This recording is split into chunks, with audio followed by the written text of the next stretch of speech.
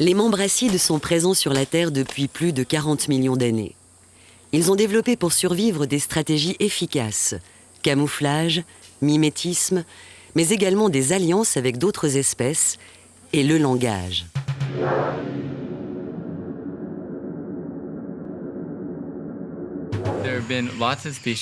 Bon nombre d'espèces ont probablement évolué dans la mauvaise direction et se sont éteintes, et nous n'aurons jamais la chance de les étudier. Mais en observant ces insectes-là, sous notre nez, souvent sans le savoir, nous comprenons mieux ce qui se passe dans ce monde et comment les écosystèmes fonctionnent.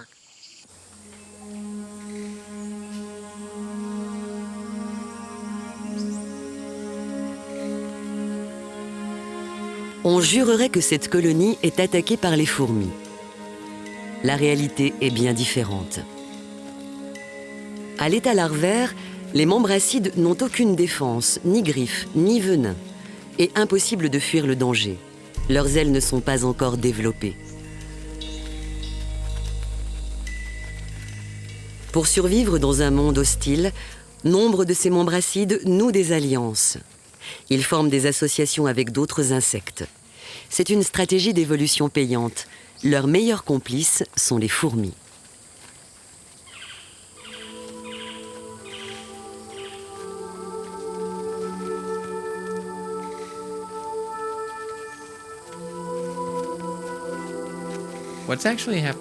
Ce qui se passe ici est appelé mutualisme.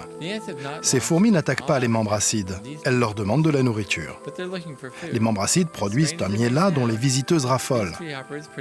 De cette substance riche en sucre et en nutriments, les fourmis ne semblent jamais rassasiées.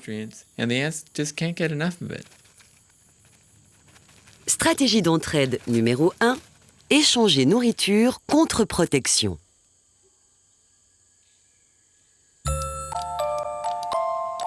Les membracides passent leur vie à aspirer la sève des plantes. Ils excrètent le trop-plein des sucres sous la forme d'un doux et délicieux miella. C'est ce trésor dont veulent s'emparer les fourmis.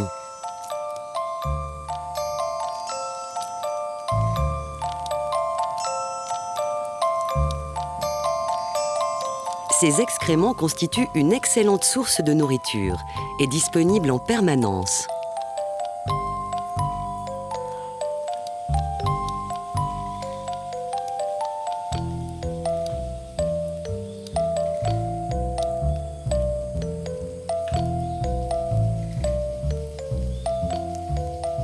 Les fourmis utilisent leurs antennes pour stimuler l'abdomen des membracides, un genre de chatouille ou de massage qui déclenche la libération du petit cadeau.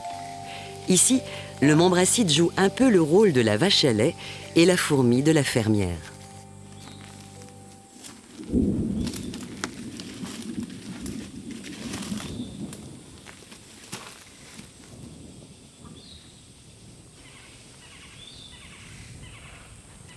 Stuart a découvert que les fourmis aztèques consacrent beaucoup d'énergie à édifier un barrage de terre au bas de la branche où vivent leurs protégés. Ils pensent que c'est pour défendre leur bétail contre les prédateurs. Je trouve incroyable la quantité d'efforts que déploient les fourmis aztèques pour construire un enclos autour de la plante. En réalité, c'est pour mettre les membracides en prison.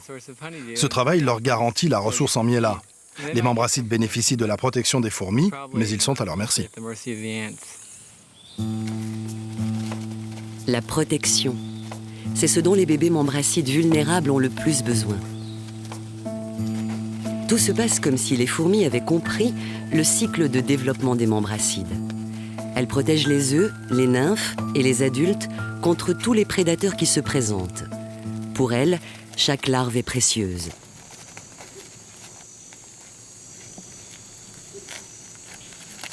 Mais les larves sont des proies tentantes pour ce prédateur. Un réduvidé affamé qui quête l'opportunité d'un bon repas. Le chasseur domine de quelques centimètres à peine un nid paisible de Membracide oriola. L'attaque met en alerte les fourmis soldats qui lancent leurs troupes contre l'intrus.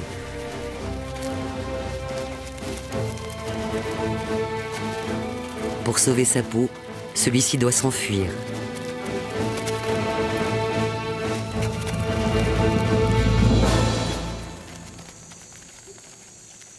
Les oriolas sont sains et saufs.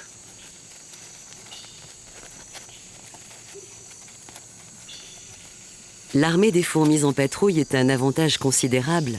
La femelle Mombracide bolbonata le sait bien. Elle en profite même, puisqu'elle laisse sa progéniture aux bons soins des fourmis qui doivent s'occuper des œufs et des larves.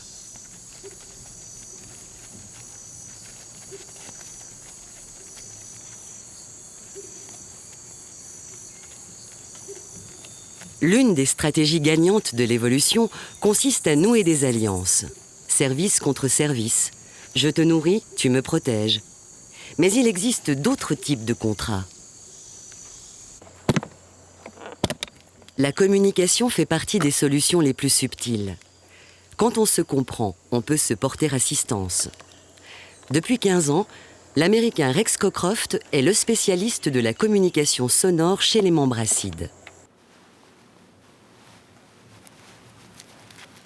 L'équipe a capturé 3 Mombracides heteronotus, une espèce normalement solitaire. Un tel rapprochement d'individus est rare à observer. Rex tente de comprendre leur langage. C'est à mi-chemin entre casser un code et apprendre une nouvelle langue.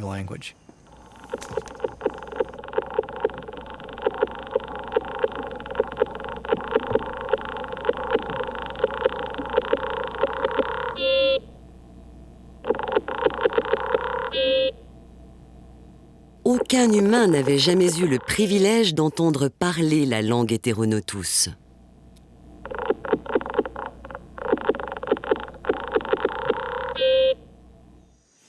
Wow, it's fantastic sound. Wow, un son fantastique, personne n'a jamais entendu ça. Il y a autour de nous une forêt immense, remplie d'insectes qui se signalent en utilisant des sons incroyables que personne n'entend. Certains pensaient que les Mombracides étaient jolis mais un peu ennuyeux. Mais quand on plonge dans leur univers vibratoire, on réalise que ce sont de grands communicants, qu'ils gèrent leur environnement et qu'ils échangent des messages grâce à des signaux incroyables. Stratégie d'entraide numéro 2, communiquer. Comment les insectes perçoivent-ils ces signaux? Mystère. Le microscanner révèle pour la toute première fois l'intérieur totalement vide de cette excroissance appelée pronotum.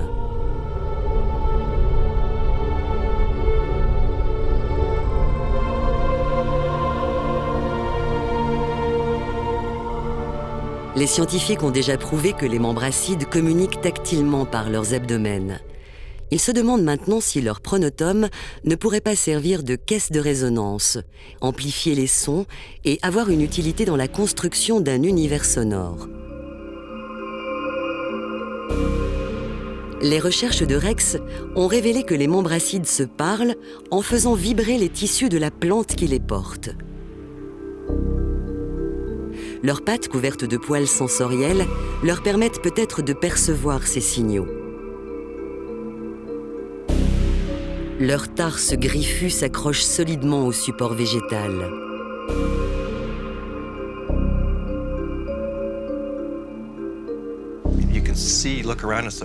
Regardez autour de vous. Les plantes dominent notre environnement et tout vibre de sons d'insectes ou d'autres créatures. Nous passons à côté sans nous en rendre compte. C'est un monde totalement inconnu.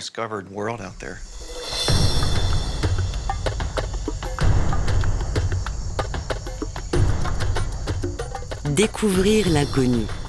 C'est le devoir du biologiste sans cesse préoccupé d'élargir sa zone d'interrogation. Il faut 6 heures de navigation sur le rio Tiputini jusqu'à la station de recherche voisine.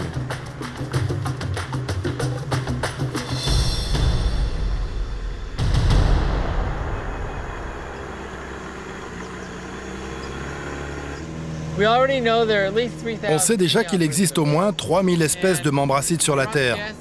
Mais on a des raisons de penser qu'il y en a plutôt 10 000. C'est plus que d'espèces de mammifères dans le monde. Et ça peut sembler incroyable, mais si tu imagines tous les insectes qui peuplent le globe, si tu les rassembles et que tu les mets sur une balance, tu constates qu'ils pèsent davantage que tous les autres animaux réunis. Alors ce chiffre de 10 000 espèces de Mombracides, c'est plutôt réaliste.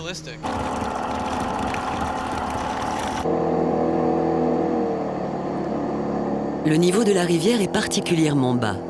Umberto, le guide Guarani, a demandé à son fils Ramon de guetter les branches et les troncs d'arbres à la dérive. Ce n'est pas le moment de couler le bateau, la zone est riche en caïmans et anacondas.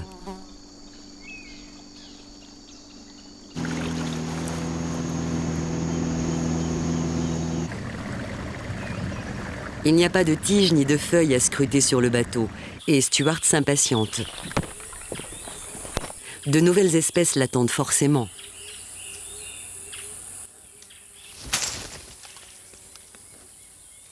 Oh, regarde, une nymphe de Symbomorpha. Ah ouais, chouette. Elle ressemble à une feuille. Le voilà, un joli petit gars.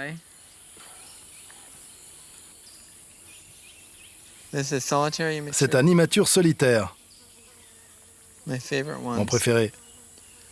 Les adultes ne ressemblent absolument pas à ça. La petite verte, c'est le genre le plus difficile à trouver.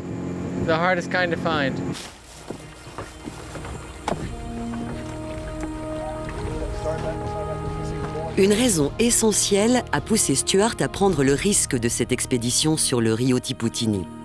Savoir si l'alliance fourmi-membracide existe en haut de la canopée.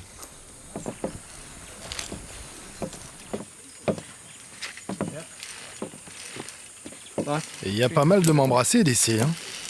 Et aussi là-bas. Il y a un mélange d'espèces ici. Oriola, larves immatures, et plus de 10 fourmis me mordent les mains. L'association Oriola-fourmi ressemble à celle que Stuart a déjà trouvée au sol. Mais ici, dans la canopée, les oriolas sont davantage entourés de fourmis, car leur miella constitue la principale source d'énergie des hyménoptères.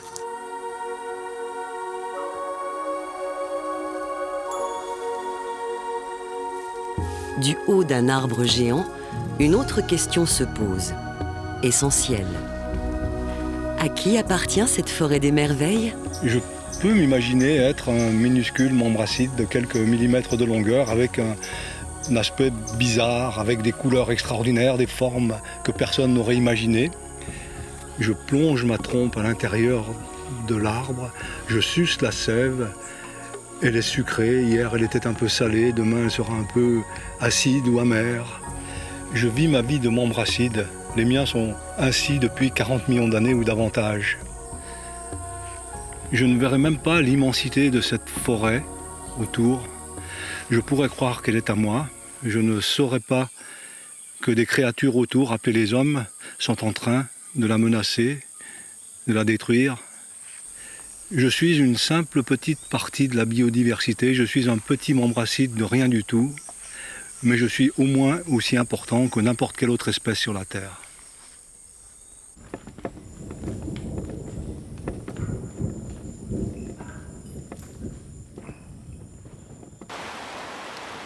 Umberto, le guide Guarani, est inquiet.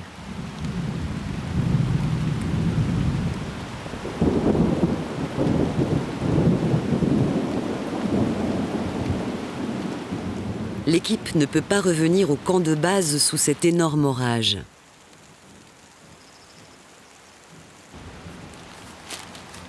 Les scientifiques ont pris le risque de venir jusqu'ici.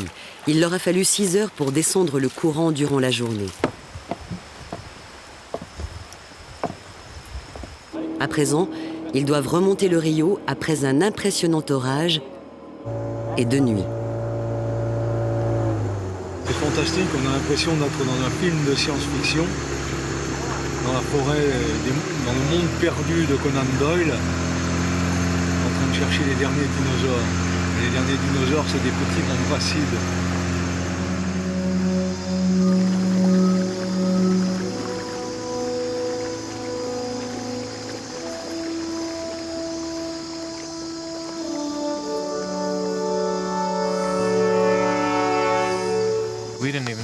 On ne savait pas trop si on allait réussir à rentrer.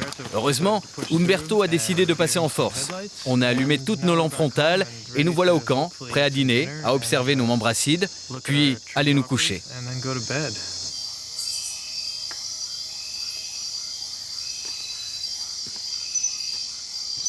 c'est le plaisir de dormir dehors. Je ne sais pas du tout si les membracides rêvent, je ne sais pas si les insectes rêvent. Encore un mystère.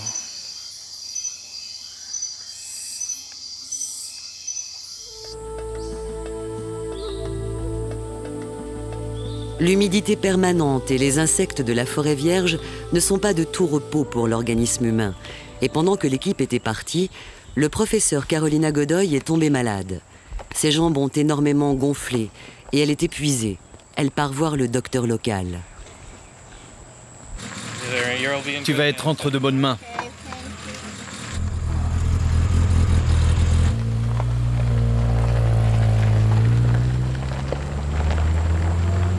Bon, ça en fait une de moins. J'espère qu'il n'y en aura pas d'autres.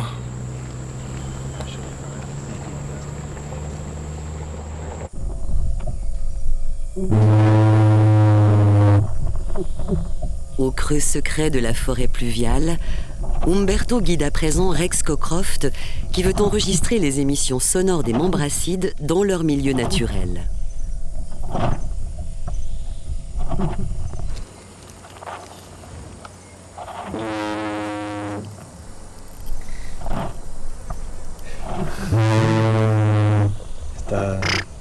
Ce coup de corne de brume est produit par les ailes des Zumbonia.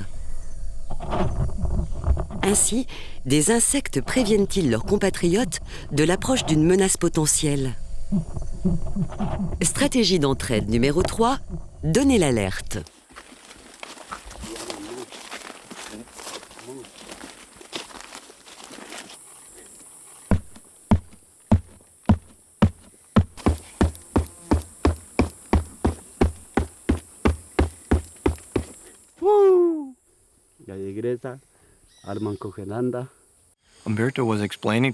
Umberto était en train de m'expliquer comment le peuple Guarani utilise les arbres pour communiquer. Ils s'en servent comme d'une radio. Le chasseur qui a attrapé un animal tape sur les racines ou le tronc d'un arbre spécifique et d'une certaine manière pour appeler sa famille. Tout le monde arrive pour cuisiner l'animal et le manger sous l'arbre. Il existe un passionnant parallèle entre les Guarani et les membracides qui utilisent les plantes pour communiquer. Nos insectes se disent aussi, peut-être, qu'il y a de la nourriture ou qu'ils arrivent pour une petite visite.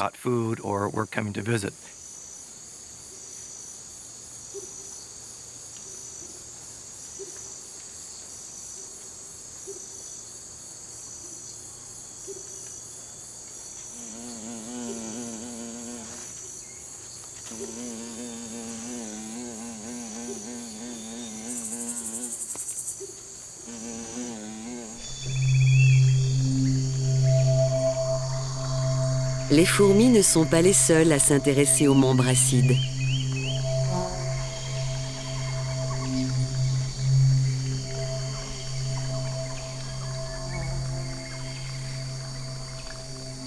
Certaines abeilles captent leurs vibrations.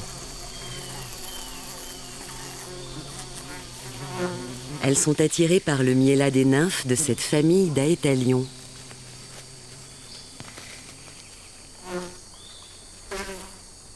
Les scientifiques ne savent pas si elles offrent aux larves une protection.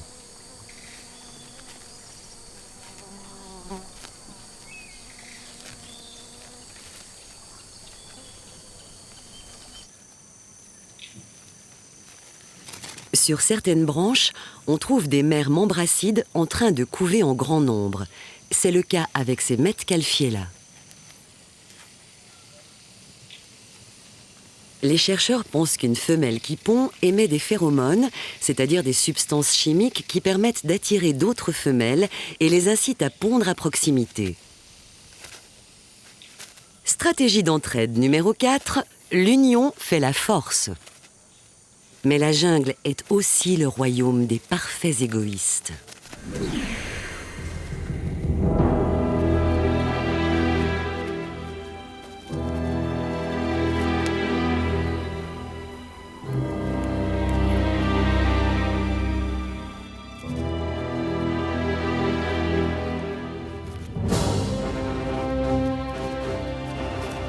Cette petite guêpe est l'ennemi juré des membracides. Elle ne les dévore pas. Elle ne mange pas leurs œufs. Elle pond ses propres lentes à l'intérieur de ceux de ses victimes.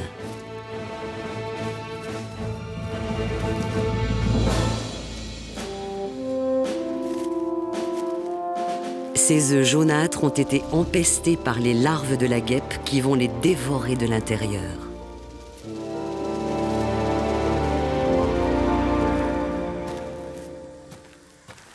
La forêt d'Amazonie constitue l'un des plus riches écosystèmes de la planète et l'un de ceux où les relations entre les espèces sont les plus complexes et les plus subtiles.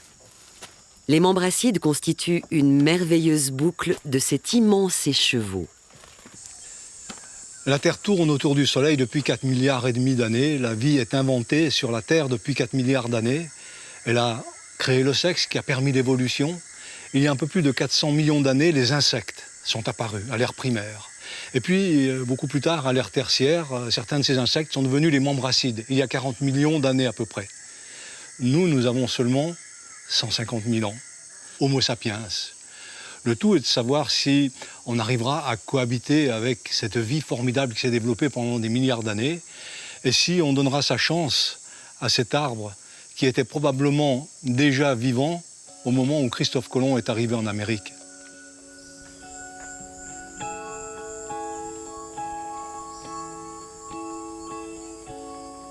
La Terre est le seul astre où il est prouvé que la vie existe. Or, la quasi-totalité de cette vie repose sur la photosynthèse. Les plantes chlorophylliennes captent l'énergie lumineuse du soleil pour briser les molécules de gaz carbonique et d'eau et produire des sucres qui nourrissent les animaux et de l'oxygène qui leur permet la respiration. Oh, une nymphe! Il y a des nymphes par ici! Je suis rassurée. Je reviens de chez le médecin. Il a dit que l'inflammation de mes pieds et de mes jambes était due à une réaction allergique aux piqûres de moustiques. En venant ici, je pensais me faire dévorer par un anaconda ou un crocodile. Mais ce sont les moustiques et les acariens qui me dévorent. Allez, c'est ça l'Amazonie. Carolina en a fait l'expérience. L'Amazonie est un monde fascinant mais dangereux. C'est la raison pour laquelle certains membracides adoptent des comportements sociaux rares chez les insectes. Chez plusieurs espèces, les femelles surveillent et protègent leurs œufs et leurs larves jusqu'à ce qu'elles se transforment en adultes.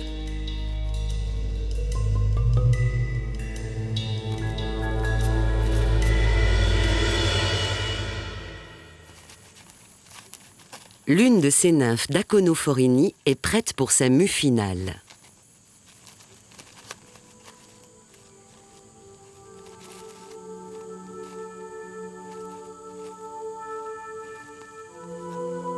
Une fois de plus, cette transformation se fait aussi sous la surveillance bienveillante des fourmis. On ne sait pas encore quel bénéfice en tire la fourmi et si cette peau de mue, l'exosquelette, profitera à autrui. En anglais, on appelle les membracides « tree hoppers », sauteurs d'arbres. Mais ils ne sautent pas. Ils se servent de leurs ailes pour des décollages express et pour partir à la recherche d'un partenaire sexuel. Après quelques semaines de vie solitaire, les jeunes adultes n'ont plus qu'une obsession, se reproduire. Mais comment trouver le ou la partenaire dans l'immensité de la forêt ? Cette forêt est gigantesque, avec une infinité de plantes où chercher l'âme sœur. On pense que les membracides cherchent d'abord la plante que leur espèce apprécie le plus, puis ils utilisent leurs vibrations. Stratégie d'entraide numéro 5, chanter pour s'accoupler.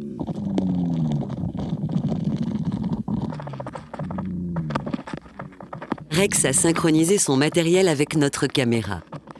Pour la première fois, voici l'étrange et fascinante chanson d'amour du membracide Umbonia. Ces deux mâles appellent la femelle.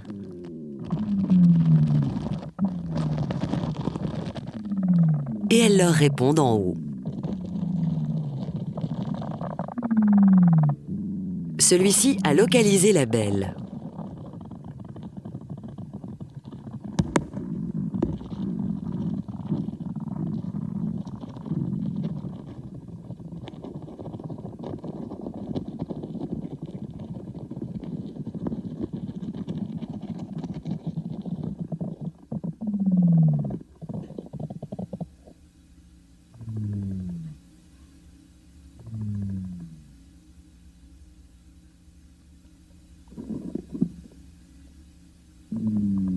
Nul n'aurait soupçonné l'existence de ces concerts nuptiaux sans les techniques de pointe et l'imagination de quelques scientifiques opiniâtres.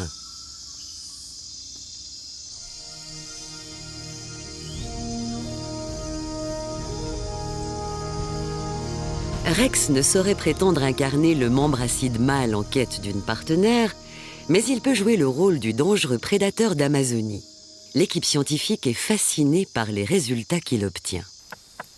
Il a capturé une femelle Unbonia et ses larves sur une branche. Cette mère défend sa progéniture contre les prédateurs, y compris le pinceau de Rex.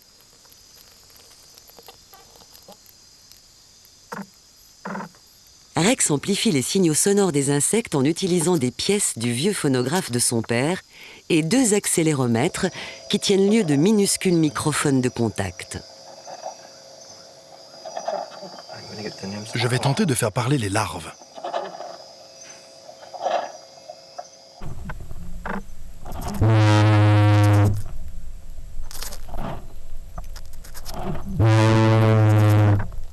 Ce sont ses ailes? C'est elle. Elle bouge les ailes. Elle ne va pas décoller. Elle ne veut pas s'en aller. Elle active les muscles puissants de ses ailes pour créer une vibration incroyablement bruyante qui pourrait faire fuir un prédateur, mais qui lui permet ici d'entrer en communication très forte avec ses jeunes.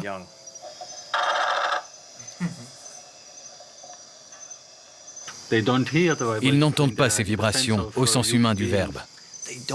Ils ne peuvent pas. Mais le plus incroyable, c'est que si tu étais juste à côté et qu'on n'écoutait pas les vibrations, tu percevrais un petit mouvement rapide, mais tu ne saurais pas qu'il se passe quelque chose. Tu n'entendrais rien. Il n'y a pas vraiment d'ondes sonores associées au phénomène.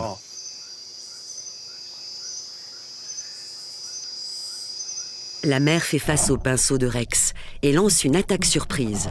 Sa patte opposée va passer sous son abdomen avec une force terrible.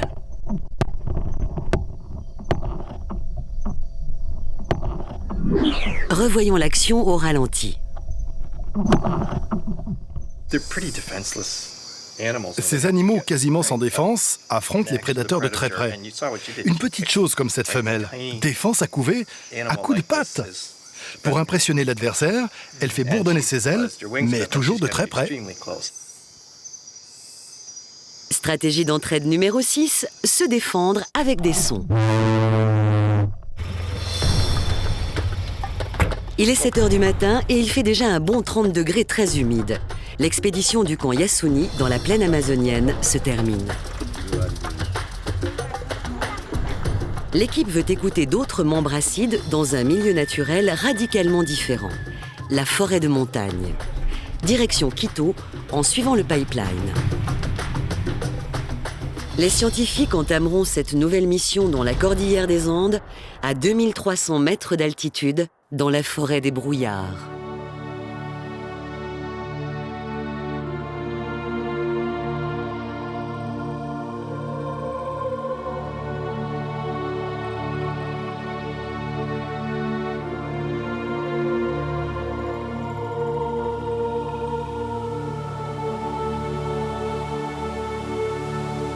La végétation est luxuriante et l'équipe est en chasse.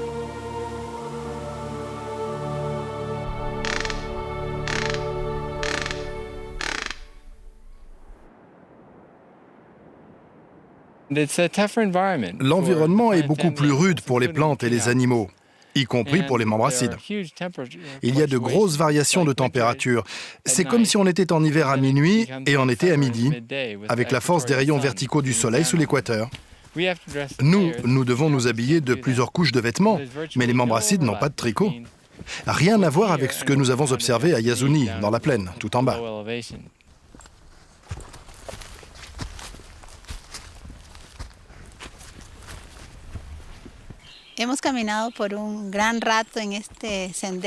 Nous avons marché un bon moment sur ce sentier escarpé, mais nous rentrons bredouilles. Sûrement parce qu'il y faisait un peu trop sombre. Le meilleur endroit pour trouver des membracides est la zone ouverte avec davantage de soleil. Dommage parce que c'est un joli sentier, mais nous n'avons pas trouvé de membracides.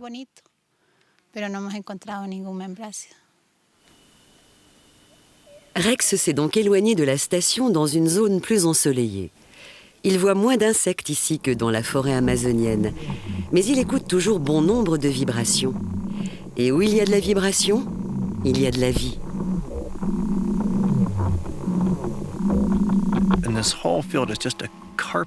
Ce champ tout entier est un tapis de sons.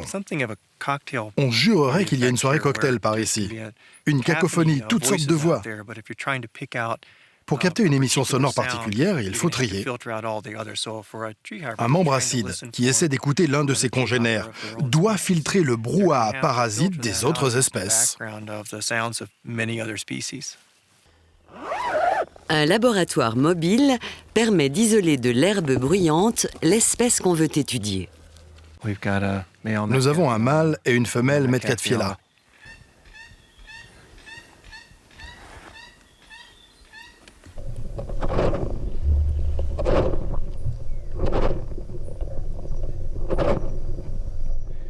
Le cri du toucan ou tout autre bruit aérien est intercepté par les feuilles et transmis aux insectes à travers la plante. Quand on passe près d'un arbre plein de membracides et qu'on parle, ils peuvent nous entendre, mais nous, on reste sourds à leur égard. Le haut niveau de communication entre individus s'accompagne souvent d'un haut niveau de socialisation. Les femelles Metcalfiella sont très maternelles, même si cela surprend quand on parle d'insectes.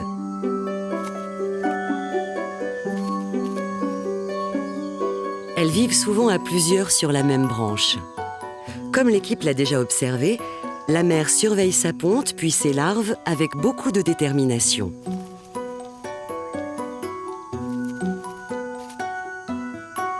Mais ici, les scientifiques ont constaté une conduite étrange de la mère. Tout en attendant l'éclosion de sa portée, elle pratique de petits trous dans la plante jusqu'au canaux de la sève afin que sa progéniture puisse se nourrir plus rapidement.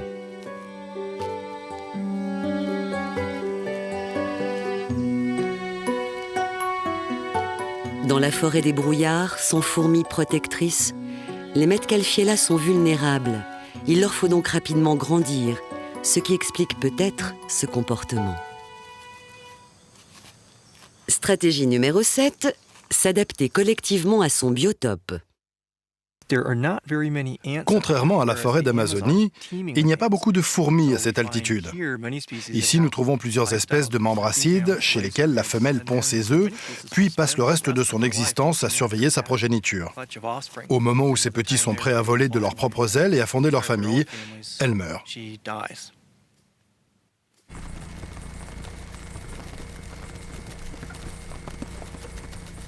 Stuart a monté un piège à lumière dans l'espoir d'attirer quelques espèces nouvelles dont les comportements et les vibrations seraient différents des membracides de la plaine amazonienne.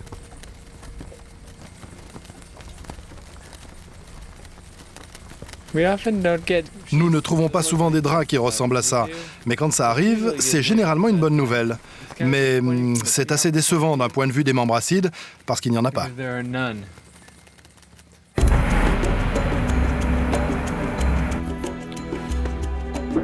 C'est un véritable cauchemar de trouver des membracides à 2300 mètres d'altitude. Stuart n'arrive pas à les voir. Rex peut les entendre. Mais de quoi parle-t-il ?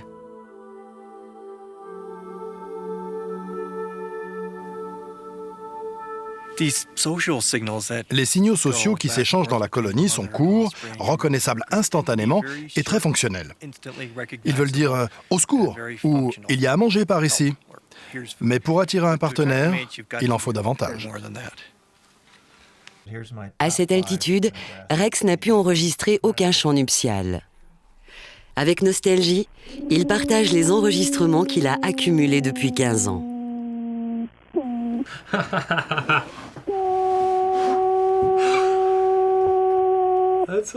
C'est hilarant, c'est comme un petit ballon qui se dégonfle. C'est un cri d'amour? Oui, c'en était un. Ce sont des chants d'amour produits par des mâles. Voici la numéro 2.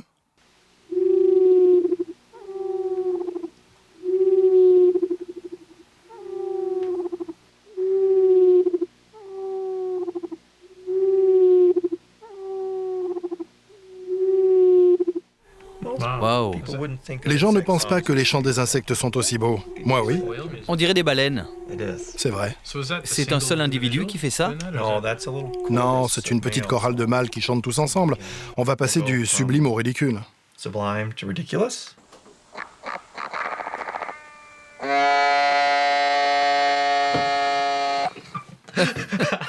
Ça, c'est le ridicule. Here's one. Tu ne pourras jamais deviner que le suivant est un insecte.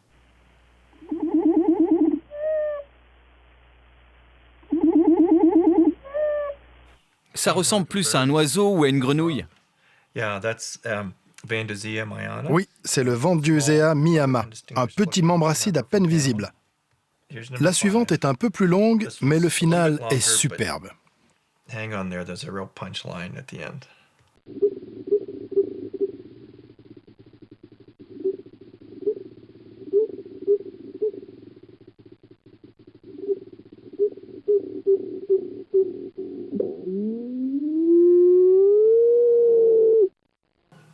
Waouh, les aliens ont atterri. C'est incroyable. Les membres acides ne peuvent pas s'entendre s'ils ne sont pas sur la même plante. Il reste donc cette grosse question à laquelle nous ne savons pas répondre. Comment ces petites choses se retrouvent-elles, surtout quand on pense aux espèces les plus rares?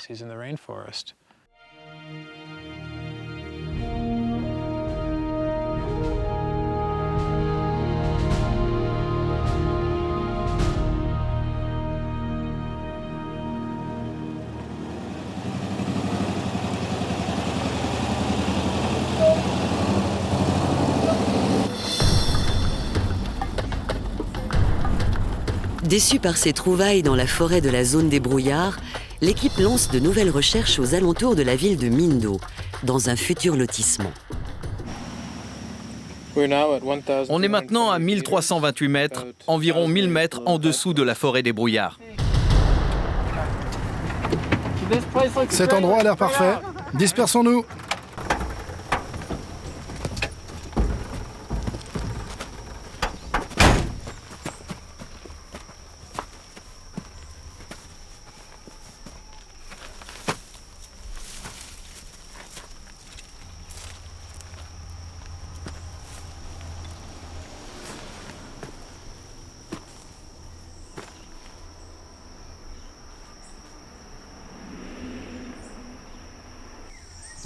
Je n'ai jamais vu celui-là.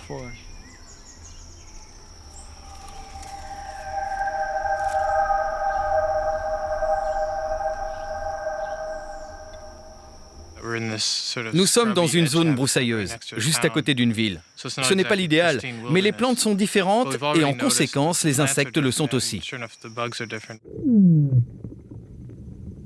En perdant 1000 mètres d'altitude, nous retrouvons les fourmis et donc l'association à bénéfice mutuel Fourmis Membracides, comme dans la plaine amazonienne. Les fourmis ont construit un enclos autour de la plante pour garder captives ses nymphes et ses adultes dentiantes.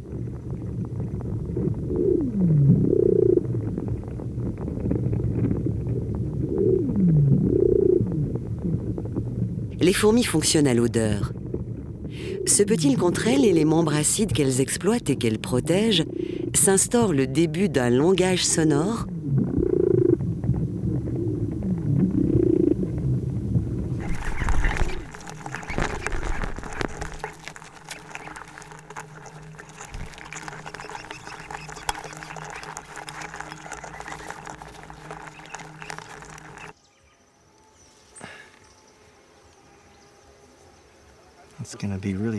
Il va être difficile d'enregistrer ici parce que les fourmis sont très protectrices. Une étude récente a montré que les membracides communiquent avec les fourmis. Lorsqu'une mère membracide doit défendre ses jeunes contre un prédateur, elle produit une série de petits signaux sonores. Si l'on rediffuse ces signaux devant des fourmis, elles y répondent. Elles se précipitent pour chasser le prédateur de la plante. Stratégie de communication numéro 8, dialoguer avec d'autres espèces.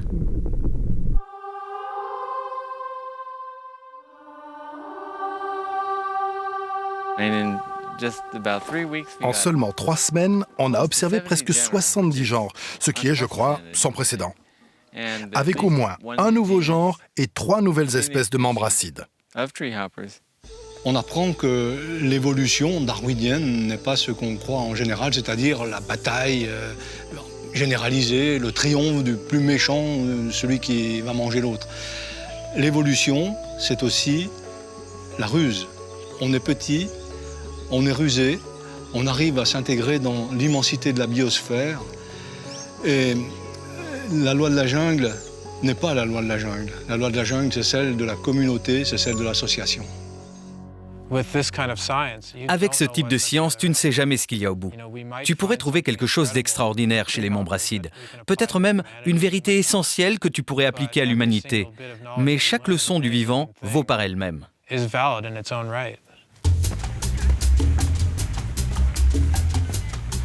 De retour à Washington, Stuart doit identifier et classer les spécimens qu'il a rapportés d'Amazonie. Ce voyage a été plus fructueux que je ne l'avais imaginé. Jamais, au long de mes années de collecte, je n'ai observé une telle richesse de la faune. Tant d'espèces différentes au même endroit. Si la plupart d'entre elles peuvent être identifiées sous l'objectif du microscope, cette technique a cependant ses limites. Même au microscope, beaucoup d'espèces de membracides se ressemblent. Vous devez utiliser d'autres méthodes pour les différencier. Étudiez notamment leur ADN. La réputation mondiale de Stuart lui a valu l'honneur d'avoir une espèce à son nom. Comme dans n'importe quel domaine de la science, plus vous trouvez et moins vous en savez, car chaque découverte pose de nouvelles questions. Voici un membracide vieux de 40 millions d'années, piégé dans l'ombre. Je vois ses ailes et il a une patte cassée.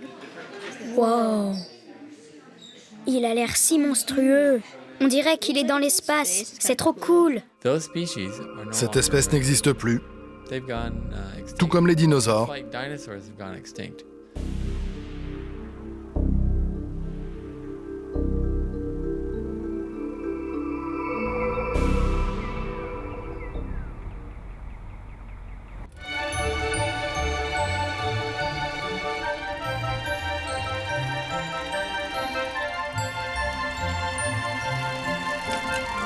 Les travaux du professeur Rex Cockcroft sont loin d'être achevés.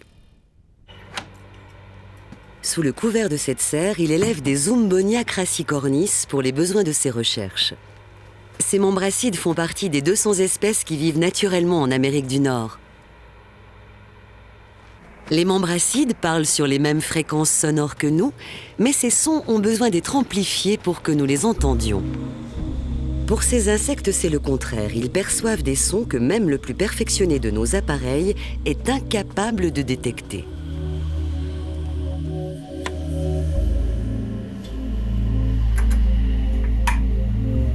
Rex utilise un vibromètre laser, la pointe de la technologie actuelle. Cette technique ressemble beaucoup au radar que le policier utilise pour chronométrer votre vitesse en voiture. Rex lit ses enregistrements grâce à cet appareil qui transforme les sons audio en vibrations. Une chose géniale est qu'on peut rejouer ces enregistrements à volonté sur une plante. Les insectes répondent au playback comme si c'était un autre insecte. Voyons comment ce mâle réagit à un enregistrement de l'appel d'une femelle.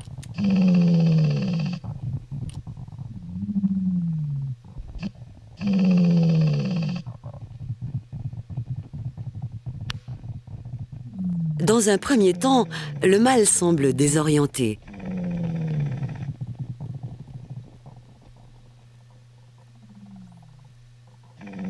Mais il ne met pas longtemps à prendre l'appareil de diffusion pour une belle qui cherche l'amour. Rex maîtrise une partie du langage secret des membracides. Mais cette connaissance pourrait-elle être utile à l'homme ? Il existe quantité de situations dans lesquelles on aimerait savoir d'où vient une vibration. Par exemple, si c'est un tremblement de terre ou une anomalie de fonctionnement d'un moteur. J'ai travaillé avec des ingénieurs en mécanique pendant des années afin de comprendre les astuces qu'utilisent les membracides pour localiser et trier les vibrations dans leur milieu. Et j'ai compris que le corps du membracide agit comme un capteur directionnel. Il bouge différemment si la vibration vient de face ou de l'arrière.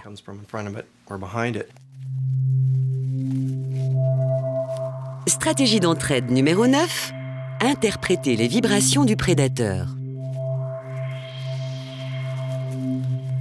Le pronotum, cet organe énigmatique, a peut-être quelque chose à voir là-dedans. Serait-ce un capteur de vibrations ultrasensibles ? Rex Cockcroft a associé à ses recherches Carol Miles, neuroéthologiste à l'université de Binghamton. Comment savent-ils si le signal vibratoire provient de devant ou de derrière ? Nous avons quelques idées, mais nous ne connaissons pas la réponse. Pour en apprendre un peu plus, Carol et son équipe placent des électrodes miniatures sur les muscles abdominaux d'un membracide. Les cellules nerveuses et les muscles produisent de petites différences de potentiel électrique. Il faut un mini-détecteur et un puissant amplificateur pour enregistrer leurs réactions et regarder ce qu'ils font. Au bas de l'écran, Carol enregistre l'activité électrique du muscle du membracide à chaque contraction. Au-dessus, on peut voir l'image du déplacement de la vibration sur la branche. Ils ont une façon bien à eux de détecter les vibrations.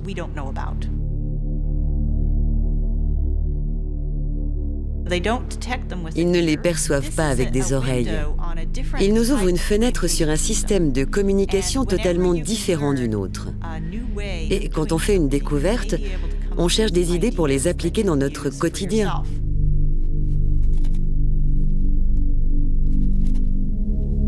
Il est possible que dans un futur proche, les recherches de Rex et de ses amis soient applicables à nos activités quotidiennes.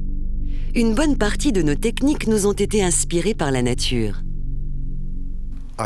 J'ai observé beaucoup d'espèces de membracides et j'ai remarqué que la communication est universelle.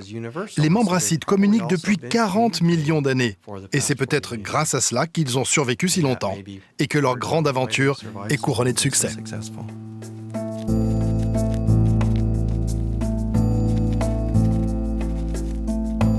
Les membracides nous proposent une fantasmagorie de formes et de couleurs. On jurerait un rêve de la Terre. Mais les scientifiques nous ont appris autre chose. Ces insectes sont des êtres de communication. Ils ont un langage. Ils échangent des informations entre eux, avec les plantes qui les portent, avec la forêt qui les nourrit et avec la biosphère qui nous inclut. Tout est lié.